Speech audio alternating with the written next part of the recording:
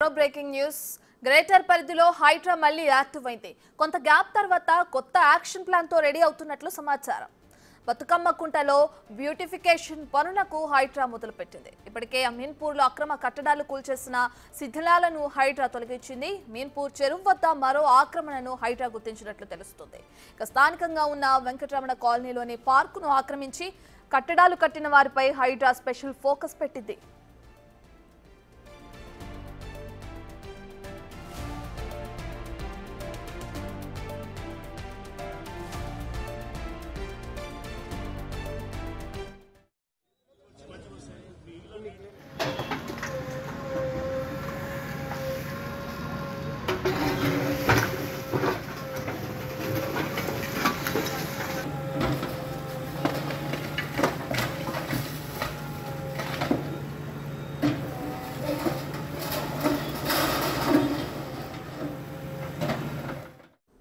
ఇదే అంశానికి సంబంధించి పూర్తి డీటెయిల్స్ అందించడానికి మా ప్రతినిధి రానా లైవ్ లో జాయిన్ అవుతున్నారు.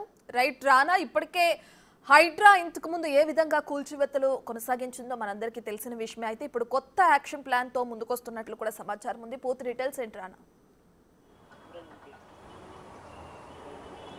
ప్రభుత్వ చెరువులని దాంతోపాటు ప్రభుత్వ పార్కుల్ని ఎందుకంటే కాలనీలో చాలా పెద్ద ఎత్తున కూడా పార్కులు అనేది ప్రభుత్వం గతంలో కూడా ఏర్పాటు చేసింది. అవంతా కూడా ఇప్పుడు కుచ్చుకుపోయినటువంటి నేపథ్యం కనపడుతుంది. ఎందుకంటే చాలా వరకు కూడా పార్కుల్ని ఆక్రమణదారులు అక్కడ షెడ్లు వేసేయడము, తర్వాత చిన్నగా వాటిని ఎంకరేజ్మెంట్ చేసుకుంటూ కూడా అక్కడ అక్రమ నిర్మాణాలు కూడా చేపట్టినటువంటి అంశాన్ని గత 2 నెలల నుంచి కూడా అనేక రకాలుగా పరిశీలించిన తర్వాత పలు బృందాలను కూడా హైడ్రా అక్కడ పంపించిన తర్వాత వారికి ఒక క్లారిటీ వచ్చింది. సర్వేలు అన్నీ కూడా తెప్పించుకున్నారు. రెవెన్యూ డిపార్ట్మెంట్ల నుంచి అన్ని టౌన్ ప్లానింగ్ డిపార్ట్మెంట్ల నుంచి కూడా తెప్పించుకున్న తర్వాత ఎంత ప్రభుత్వానికి సంబంధించినటువంటి ఆస్తులు, ఎక్కడ ఏ చెరువు ఎక్కడుంది, ఎక్కడ ఏ పార్క్ ఉంది, ఏది బఫర్ జోన్లోకి వస్తుంది, ఏది మొత్తం ఎఫ్టీఎల్ జోన్లోకి వస్తుంది అనే దానిపై కూడా ఒక క్లారిటీ తీసుకుంది. ఎందుకంటే గతంలో వరుసగా యాక్షన్ ప్లాన్ అనేది ఉండింది.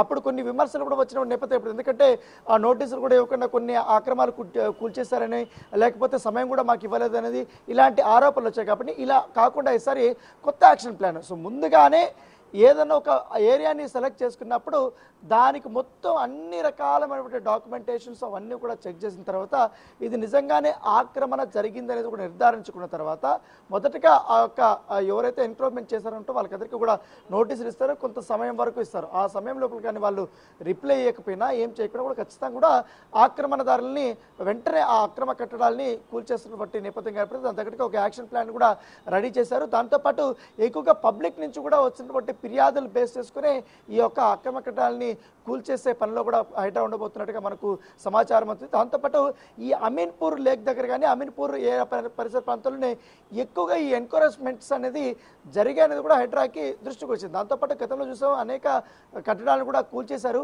ఇప్పుడు అవంతా కూడా శిథిలాలను కూడా తీసేస్తారు. అక్కడ బ్యూటిఫికేషన్ వర్క్స్ అనేది కూడా స్టార్ట్ అయిపోయాయి. అయితే తాజాగా నిన్న మొన్న హైడ్రా కమిషనర్ రంగనాథ్ అమీన్పూర్ లేక్ దగ్గర ఆ పరిసర ప్రాంతాల్లో కూడా ఆయన తనిఖీలకు వెళ్ళినప్పుడు అక్కడ కొంతమంది స్థానికులు ఇచ్చినటువంటి ఫిర్యాదు మేరకు వెంకటరమణ కాలనీ దగ్గరికి వెళ్ళారు. వెంకటరమణ కాలనీ దగ్గరికి వెళ్ళినప్పుడు అక్కడ పార్కు చాలా వరకు కూడా ఆక్రమణకు గురైందనేసి కూడా అక్కడ ఉన్నటువంటి కాలనీ వాసులే ఫిర్యాదు చేశారు.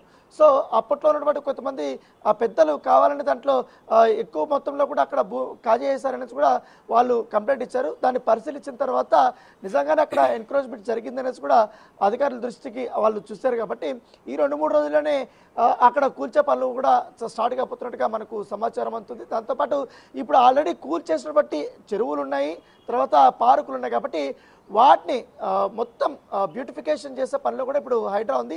పనులు కూల్చడాలు జరుగుతుంటే మరోపక్క ఆ వర్క్స్ అనేది కూడా స్టార్ట్ అయిపోతుంది. ఎందుకంటే మెయిన్ చెరువులు సుందరీకరణ చేయాలనేది కూడా ప్రభుత్వం లక్ష్యంగా చేసుకుంది. కాబట్టి ఇప్పుడు ఎందుకంటే ఇప్పుడు గచ్చిబౌలిలో మల్కం చెరువు ఉంది, చాలా అద్భుతంగా కూడా తీర్చిదిద్దారు గతంలో కూడా.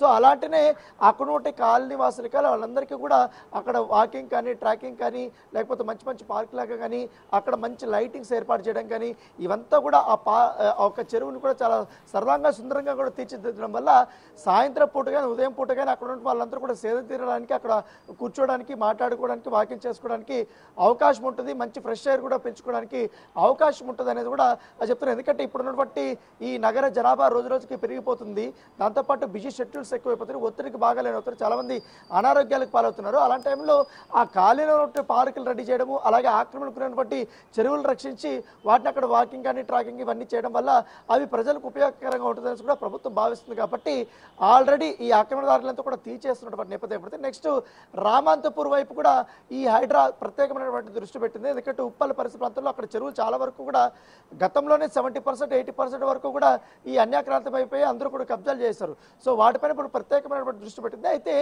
ఈ ఎక్కువగా మిడిల్ క్లాస్ సంబంధించిన వారంతా కూడా ఈ తెలియకుండా కొనుక్కున్నారు కాబట్టి అవి కొంచెం దూరంగా ఉంటే మాత్రం చెరువులకు కానీ వీటికన్నిటికీ వాటి కొంచెం ఆచితూచి వ్యవహరించాలని కూడా ప్రభుత్వం భావిస్తుంది. ఎందుకంటే మరి దాంతోపాటు కొంతమంది ఈ పూర్తి స్థాయిలో అక్కడ పేదలు కానీ వీళ్ళందరూ కూడా ఉంటారు కాబట్టి వాళ్ళకు కూడా ఇబ్బందికరం లేకుండా ప్రత్యామ్నాయాలు ఆలోచించి మరి కూడా యాక్షన్ తీసుకోవాలని కూడా హైడ్రా భావిస్తుంది. దాని దగ్గరికైనా ప్రత్యేకమైనటువంటి ప్రణాళికలు కూడా ఇప్పుడు రంగనాథ్ సిద్ధం చేస్తారు. నెక్స్ట్ వీక్ నుంచి కూడా అది స్టార్ట్ కాబోతుంది. Right, thank you Rana.